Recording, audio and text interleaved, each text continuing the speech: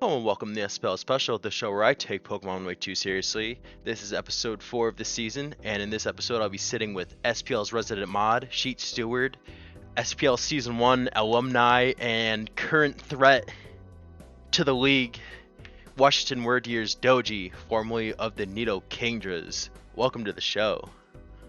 Thank you so much for having me. Before we start, I always shout at everyone on this. Everyone deserves their flowers, but especially you. Colin always says at the beginning of the season, but SPL wouldn't be what it is without the sheet that everyone relies on. It is a masterful work of art. Thank you so much. And I think you're the only person with the technical knowledge on how to actually operate Google Sheets. So, I mean, you had the office and the MVP leaders and all that stuff, so I can't take all the credit. I mean, I low-key poached that from someone who poached it from a different league, but and you know what? That's what most of like running code is just like taking what someone else has and tweaking it a little bit. Now it works for you. Yeah, I guess I have to ask if this was something you built from scratch, because like it was pretty extensive, like this whole sheet that we have. Yeah, I would say it's mostly from scratch. Because we had Season 1, we had a very different spreadsheet. Yes. It was just two tabs, and it really wasn't much of anything. And I looked at it one time and said, like, it's weird that everybody is kind of out of order in the standings. Let me just go in and fix this. And then Colton came into the Discord and said, "Hey, who changed the spreadsheet? Who messed with it?" And then like 2 minutes later, he's like, "Oh, actually, this is way better." Yeah. So yeah, I guess it is mostly from scratch. Yeah, I guess so. Yeah. Cool. Yeah, I was actually wondering about that. It's very cool. I'm glad that we got to integrate the kill sheet. I like how we kind of have more stuff to it now. But anyway, Yeah. that I want to get that out of the way. Ryan specifically wanted me to mention it, and I was gonna mention that, but yeah, much appreciated. But Well, thank you. so I do it for love of the game, honestly. I really do just enjoy spreadsheets a whole lot. Oh my god, I have something to talk to now with this. So let's get into all the topics that I have, and I think it's pretty noticeable. We have a few elephants in the room here. Most notably, you're back from the drought since season 3. Like it's very exciting to see. I would always talk to Ryan about this, that you were someone that's always like up until 3 was putting in the work, a constant threat in playoffs. Was it top 4 in season 1 if I remember? Oh no, I don't think I even made playoffs first season. I was doing okay first season. That was my first like experience with draft, so I think I was still getting my feet wet. Yeah. But then you were talking about that, and I went back and looked. I was 9-3. Yes. Season 2. What the Yeah. hell? Yeah. How did that happen? Oh my god. I know it was scary when I first had to fight you. It might have been 2 or 3. I think because your first season was 2, right? Yeah. I started in 2.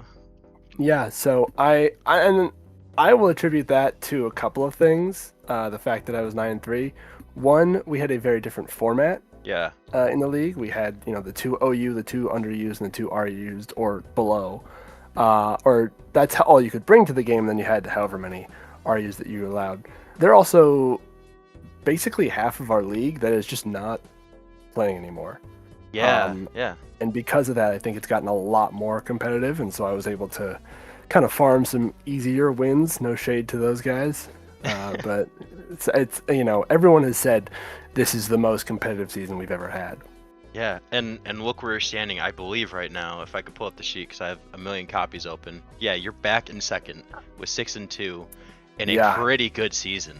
Like I will say I'm anticipating being eclipsed by Fendi and Ryan, but we'll see. We'll see how the next couple weeks goes.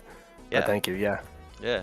The other elephant in the room, the team, and specifically Muck, these past few weeks, wow, like who would have thought that would have been such a terrorist It really against is a everyone. monster. It's crazy. When you had made this team, had you considered Owen Muck's potential into your team, in conjunction with something like Frostlass, which has also been putting in the work this season? So I did. So I will start by saying that in the mods chat last season, I was, like you said, was my worst season so far. I was what was it, 2-8 last season. That was real stinky, and I think a lot of it was just that, like, I was losing games I shouldn't have because I would like psych myself out. Like Yeah. I lost one game to Bicey because I set up the snow and then he used cast form with snow to like end me, Yeah. or maybe it wasn't snow, but like something like that. I also lost to Colby, which may be Colby's only ever win. I'm trying so hard not And to so laugh. I'm sorry. I'm sorry, Colby. We love Respect to you. Colby. Respect to Colby. And so towards the end of that season, I sent a message in the mod chat. I said, I don't think I want to play this anymore. I'm tired of losing every game. And they're like, oh no, we love you. You should stick around. And then like 2 or 3 weeks later, I said, you know what? I'm coming back next season with a fire. And I started planning for season 6 at like pretty much at the very end of season 5. I don't even know if season 5 was over yet. And so I'm like starting to look at all the mons, and this was still before we had Legends ZA, and so we didn't know. We knew, I think, who was getting a Mega Evolution, but we didn't know what their abilities were. Weren't quite sure on the stats yet, I think. Yeah. And I did actually, believe it or not, my go-to for that was Mega Mawile. I was Oh like, my you know what? I God. think this one's got the sauce. And then I brought it up in the mod chat. I'm trying to like discreetly mention it because we hadn't tiered it yet. And I'm like, hey guys, we got a lot of mons to tier, including Mega Mawile. And so like, where should we put these guys? Where should we put this one specifically? And everyone was putting it at like tier 10. I'm like, oh, maybe I've got this all wrong. And then you drafted it, and everyone's like, oh god, this monster is only 10 points? What are we doing? Yeah, with Mega Mawile, I've had other draft leagues outside of SPL. I've seen a team. It was fucked up. You had Mew, Mega Mawile, and Dragapult. Disgusting. Oh, Actually that's disgusting. scary. That's scary. That was so that put me onto it, and I'd been eyeing it for maybe a little while. I think it was after Polysode had gotten sniped, if I remember Sure. that correctly. But that was my go-to after all that. It's got a lot of stuff it can do. Yeah. It's got real good coverage. It's got some really niche status moves like a laser focus if you want a critical hit, or if you want to pull out Psych Up to copy a Shell Smash or something. But yeah, so Mega Mawile was on my team, or was on my like idea board, and then I went with Mega Frostlass. And Muck actually was not in the works. Actually, no, I do see it right here in my like list of potential Pokemon. Alolan Muck is always on my mind, I must say, because of Season 2 when I ran it initially, and I always threw an Assault Vest on it, and it would crank up its special defense, and it's just impossible to get rid of on the special side. Yeah, it is so strong. And in conjunction with that, you have ways to deal with it if you're in a bind. With your match with Haj, you had pretty much dispatched the only way to get rid of Alolan Muck with Sturdy Magnezone. I have to say, I had prepped with Haj for that. I have been prepping with them since like last season, so this was like a standard thing. Didn't really even consider Sturdy there. Almost forgot it. We were more thinking about the magnet pull for specifically Empoleon. Yeah, that was brought up after the fact. I was definitely thinking about that, but Empoleon can pivot. pretty easily without hard switches, and can even just push me out if it wants to, and then run away the next turn. So I did end up. I was thinking about Magnet Pull, but ultimately I went with Sturdy, and obviously it paid off. Yeah, I I mainly just wanted to highlight what an unorthodox team you have with this. It's really weird, and I've admittedly slept on the team before the season had started. Like, what are you doing with Wyrdeer? But I'm looking at it, and I started to look at it more after you started winning games with it, and I'm like, holy shit! It gets Side Shield Bash for free. Yeah, A free liquidation. it does. Yeah, like I think that's the thing is I traded for it last season, or ad drop, whatever. I picked it up in the middle of the season, and I was just amazed at all of the different things it can do, because it's got 105 in both of its attacking stats. Yes. And something like 110 HP. And so really, like, the only downside is it's kind of slow and its defenses aren't that great, but the attacks are good enough that you can invest in the defense, or you can run like max speed with the scarf and you can kind of make up for that. Yeah. And it's just so versatile. Right. But it has worked out immensely well for you. I think Tapu Fini, it's not for something that I can fit on my team, because I always value the type trios within a draft team. So like Dragon has to be on it, Fairy has to be on it, Steel, like that's a trio, and then like the Fire, Sure. Water, Grass cores. But it's just it's worked out immensely, because you have a lot of bulky mons on here that genuinely cover for each other, and you just have Mega Frost / Switch. Because it's a new Mega, I didn't really know like anything about it, but Jesus, it is insanely quick and insanely it's real offensive. fast and really hard. Yep. And again, it's another mon on the especially defensive side too, that is just really hard to get rid of if you no longer have a especially if Aurora Veil goes up, there's just no getting rid of it. Free Aurora Veil. And Colossal, shout out Colossal. I love that mon. Oh, it's so good. It's such an amazing hazard setter. That's the thing, is like between that and Wyrdeer, I'm finding that these mixed attackers, even the Hoenn special that everyone complains about, but like it allows for a lot of different ways to play, and so in draft, I think especially it is specifically very good. Like you can be set up with it, if you want to throw up rocks or set up your defenses or whatever, or if you want to run special side or physical side, like it can do a lot. And yeah, so Colossal and Wyrdeer both. So with the team they have now, do you think that this is like your kind of archetype in what you look for in a team? You said the mixed attackers and some bulkier options sprinkled in.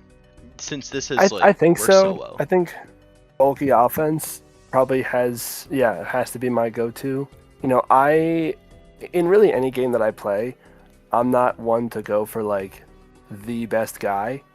Like I play Mewtwo in Super Smash Bros. I'm not like a meta,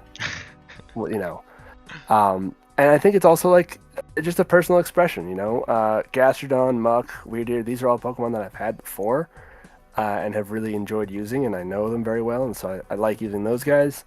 And then I just found other bulky mons to help fill out the team. Yeah, I think that they're really good. I do like that.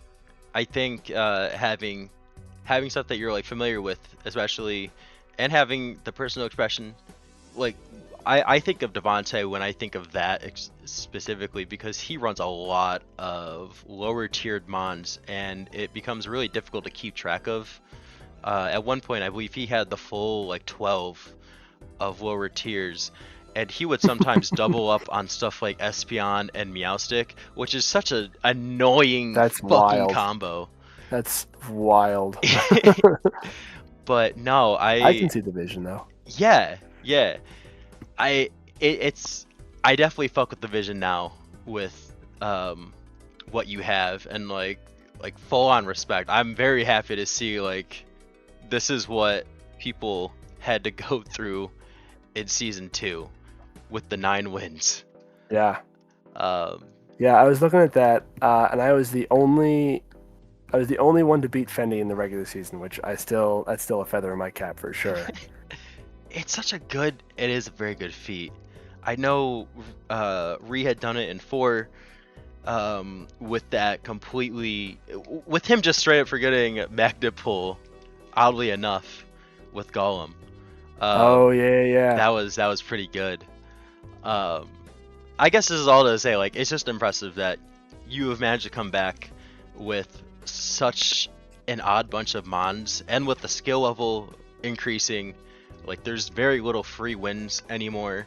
Yeah. So to see you actually back, it's really cool, and I'm very excited to Thank see you. how playoffs will unfold now. Yeah. Uh, Yeah, I've definitely been. I ran like a mock playoff run last night. I made a copy of the team and said, okay, what if these people win these games? And I'll probably, depending on differential, get third or fourth. Depending on uh, fingers crossed, I beat Shep. That's like obviously the big roadblock left this season because there's only 2 games left for me.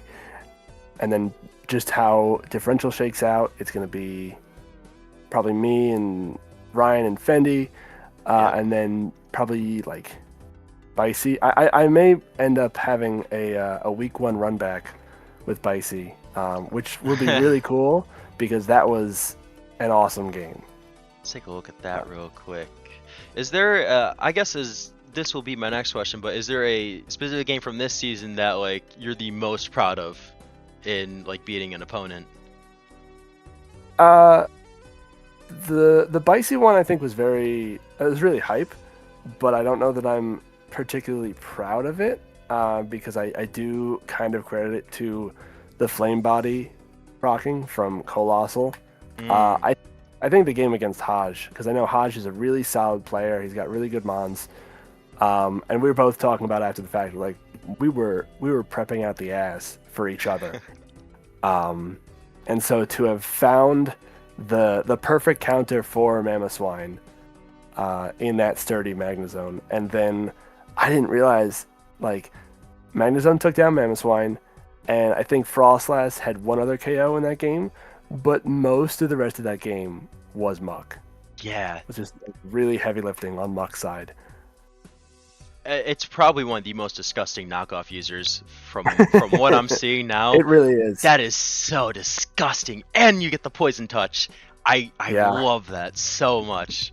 Yeah, the poison jab and poison touch, 30% each way. Like it's going to happen, just a matter of when. I'm quite scared. If I make it through all this, I don't know. I cannot be thinking about this right now. With your comeback and how you've gone about this season, what have you done differently? Because there, on one hand, it is the team, but on the other hand, it's the prep they have to do beforehand. You said you'd prepped out the ass with Haj, Yeah. and I know Haj had done it, but like, what's changed? I think I've played a lot more VGC since last season, and so like my brain has just elevated from that. I do think actually that the tier list has had a maybe not a measurable effect, but there is some effect of having the tier list change from 10 to 20 tiers. Is there's a lot more range. I can't quite put it into words, but I think that's had some effect on it. I also think that like my data analysis has gotten better and my data collection has gotten more streamlined. The amount of information that I collect about like the team that I'm playing it's like encyclopedic. And so to start the season, I'm always very nervous because I've only got like, okay, I know the stats of all the Pokemon, I know their abilities, I know what they can do. I don't really have anything from that. But then as the season goes on longer and longer, I get more information about the team composition, who they're actually going to bring, and what moves they're going to run and all that kind of stuff. And so it makes the back end of my season a little bit easier. Yeah, that's I guess I've found that I feel like I'm always at the strongest at the beginning, just because of the growing pains that everyone has to deal with the beginning of the season. Because like you said, you have to, you know what you've drafted, but like in Right. practice, how's that actually gonna work out? I always keep bringing up the Coffagrigus. Like I was very hyped for that. Like it's a mon that gets rid of abilities, and is insanely bulky, but Yeah. it is essentially just a passive mon that doesn't really get much in the way of damage dealing. It has, I think, just Nightshade, which is okay and can target walls, but Oh, putting it's into practice. I definitely thought it had a higher special attack stat. It's just super bulky. Okay. Yeah, I can look at this Yeah, real 90, quick. 95 is not 95. bad. Yeah, it's. I think maybe power creep is kind of put it to a Yeah. bit of a detriment as well. Definitely. But it's just one of those mons in practice where it's not something I liked using, and it's something that you learn with the season. hmm But I had a similar thought with Galarian Slowking this season. I picked it up because I wanted a regenerator mon, and it can also help to set snow when Frostlass doesn't really want to come out yet. But really, it came to 3 games, and all it did was die. It yeah, didn't. It really did not do much. Like, it did okay against Fendi, but Fendi is Fendi, and so he knows how to take it apart. And so in the other 2 games, I think I just brought it out and I sacked it, and I was like, this is not really doing much for me. I mean, like at that point, you're just essentially playing with a 5v6. Right, exactly. Which in every scenario is not great unless you have a very good reason to do that. Smeargle, which I cannot drop at this point. But also I couldn't drop it back then because someone would have picked it up that would have known how to use Sure, it. yeah. God, what a menace. Yeah. Let's see what else I had prepared. Components of the season. You've had actually quite a favorable season against, let's see here. It's been like middle of the road. Like I've had some people that are maybe a little bit easier to beat. Again, no shade. But then I've also had really heavy hitters and everyone in between. And I didn't mean that also as like, wow, No, these guys yeah, are again, easy, but like I, sometimes you know who you have your number on, and it does also help like the mindset like that. Wow, I can really just do this. For me, it is the complete opposite. I had to fight Ryan, Haj, Shep, Bicey, who's been on a rise, and like I was. Bicey has been doing very well. Yeah, it was really annoying to prep for him with such a with a good hybrid rain team, which I think is the ideal way to play rain. And then Fendi, which that match never got completed. Fuck you, Showdown. And then the Death Division, which I said in the last episode, Trey is scared. That's why he drafted me. That's why I'm in that division with Devontae and Eric, because I believe Eric can get a win off of them, off of the Dosters, and Devontae, who's always stuck it out with him in the Death Division. But honestly, Trey's scared to fight me. The one win I have on him, the plot armor, man. I'm expecting that to come back. He was telling me that our game last season, he was like terrified of toxicity because the poison electric coverage just completely rinsed his whole team in practice. And then we got to the game, and I don't even know if I brought it. I might not have. Yeah, I that's one of my pet peeves is people saying when you lose specifically, and they're like, "I can't believe you didn't bring this." I'm like, "Oh, yeah, way to rub it in. Thank you for telling me my prepping was shit." I guess I did have highlights as a talking point, but that's essentially like your matches. But was outside of your matches, like what was a specific highlight for you, like as like a spectator? There's some great moments from this season. The triple ancient power activation from Ty, right? That Yeah. just, Yep.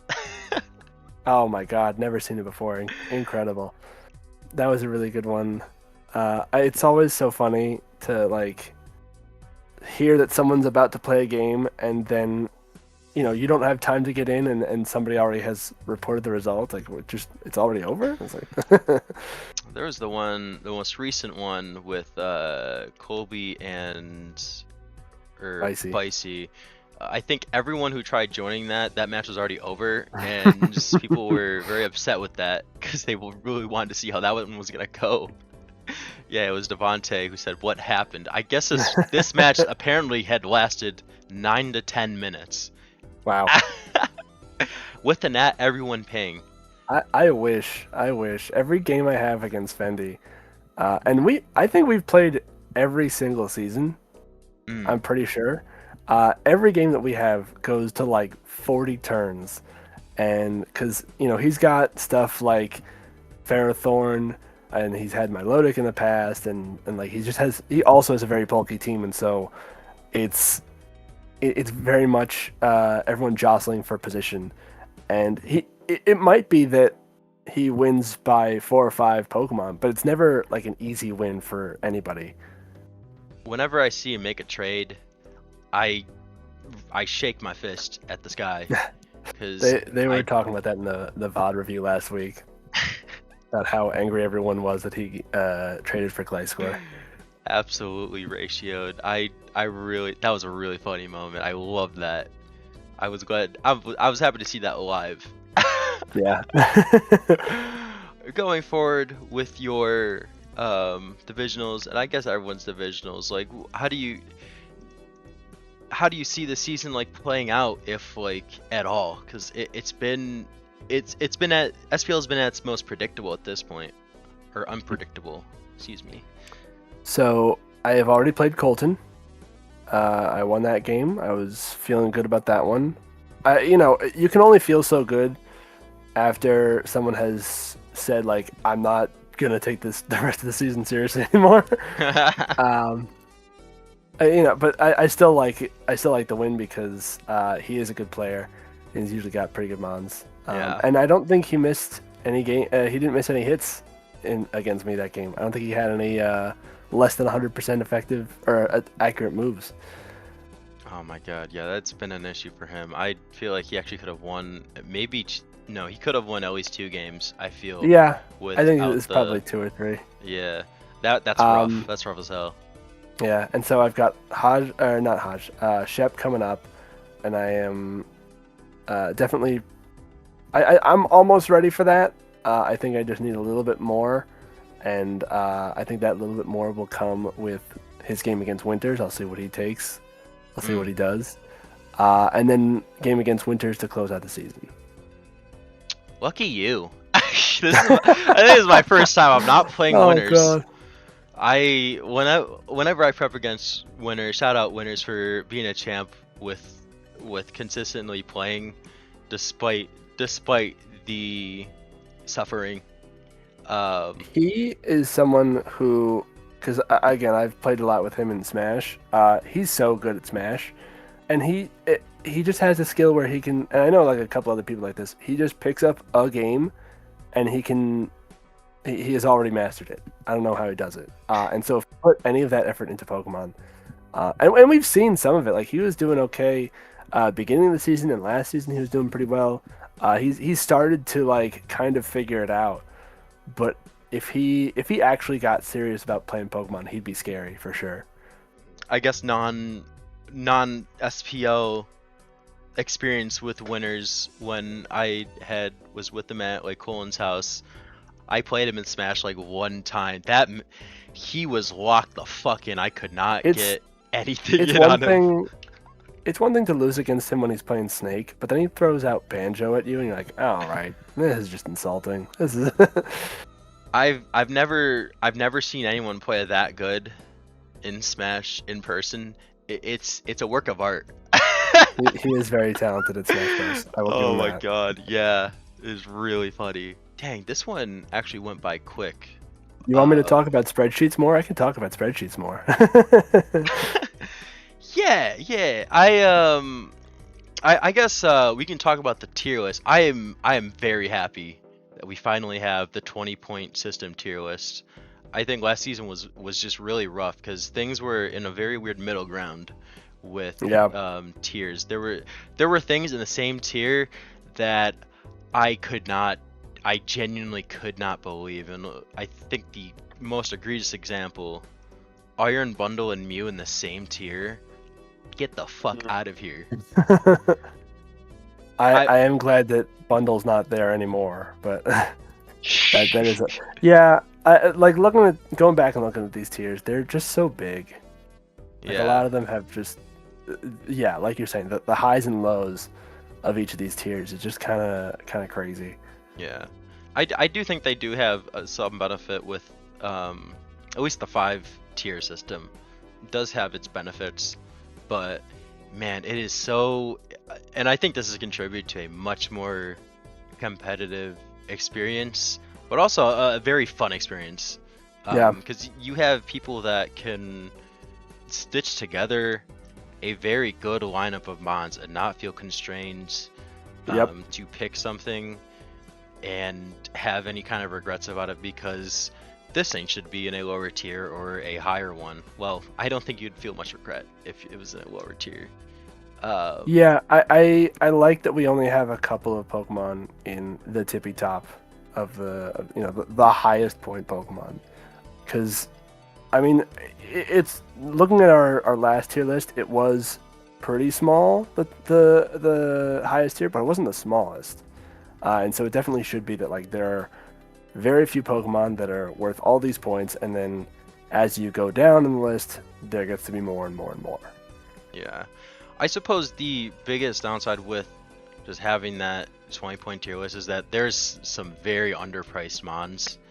As you recall, Oh yeah. Mega Mawile, last episode, it was Mega Sceptile that I talked about with Haj, which extremely good Pokemon for what you're Yeah. getting out of that. And Yep. that like was such a No, budget pick for him that is. I'm not ready for the inflation. I'm not ready for the inflation that we're gonna get next season. My boy, my poor Muck, he's gonna be 17 points. It's gonna be so bad. You know, I do wonder how next season's tier list will shape out. I wonder if more of the Stollymons are just gonna go up in points. Because I've shown this tier list to people because I like sometimes build outside of this, and they are like, why the hell is a Alomomola 17 points? And I just can't explain to them the lore with that. Yeah. Why it's so expensive. So I'm like, you don't understand. That thing has made top 4 in our league every season. Yep. And has even won a season. I'm happy that I was not stopped by it this season. I was able to take away its tools.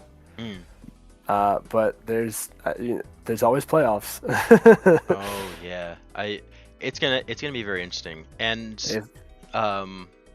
with the points in the other draft league, that thing is worth 9 points out of 20. Yep.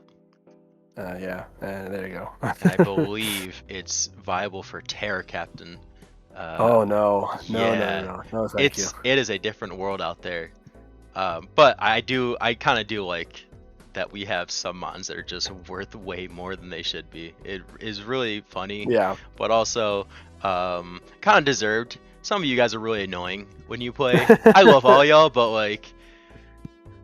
Well, and I think I think I don't want to speak this into existence, but I think that might be what part of Colton's issue is this season, is that he usually plays a very stally play style to the point that I actually get tilted. I get so mad playing him when he like will sit there with Suicune and Toxic and Rest and Calm Mind and Scald, and it just, oh god, I hate it.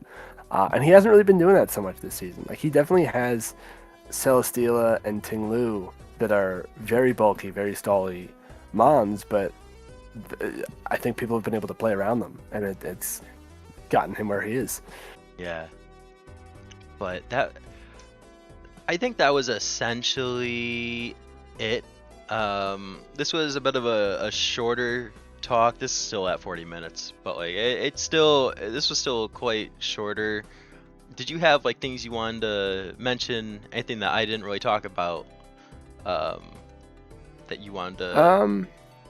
No, I think I just was going through getting ready for it. I was looking at each of my records through each of the seasons, and it was like 4-7 the first one, then 9-3, which obviously we don't play that many games anymore, but I still don't think I'm gonna hit that. And then that drought 3-5, oof, 2-8, God, that was bad. Yeah. And I like wanted to look at what my team looked like at each of those, and I do think season 3 specifically, I was trying too hard to maintain weather and really trying to fight for it, and I think that's probably where I started to stumble a little bit, because I have Frostlass, but most people have noticed that I don't really bring Frostlass at least until the end of the game most of the time. So it's not like I'm really the weather is a mode on the team. It's not like the whole focus, you know. Yeah. I guess I could actually talk about this, but like just for me, just kind of like struggling to figure out how I'm gonna approach a match, because Ryan said something to me and it like completely made me remember how to actually play the game. It was what do I do for an end game, and I genuinely just replied to him like I have not considered that at all. I kind of forgot that I can have something dedicated for that. And I don't know, I think after that things have been like reworked. Yeah, I mean, identifying the win conditions and then trying to play to those are super important. I guess I all that to say is just like I'm more excited for divisionals now than I was maybe a week ago, because I feel like now it's a very do or die time. I'm hammering that home, as I have like the last episode, but right now, this is like it for people. This is for me especially, like this is like my playoffs at the moment, because I don't have the differential to make up for any more losses. I think it's still possible, but it's gonna be real tough. It's possible, and I still have to do something with the Dylan match, which remains to be seen. We will get into that eventually, but we shall see how all this turns out. I think this is going to be a really good playoff postseason. Yeah, I'm excited. With all that being said, this has been SPL special episode 4. Thank you again, Doji, for being on the show. I was very happy to see that you wanted to be interviewed. That was very cool. And like, yeah, I'm very like happy with how things are with this league. This has been a very fun season. Absolutely. To play in. Yeah, and thank you for having me on. Yes, of course. Next episode, well, maybe next couple episodes, we'll see how things shake out. We'll have a special small group discussion with, I believe it's 3 other people. So look forward to that. Until next time, though, shout out everyone once more, and thank you for watching.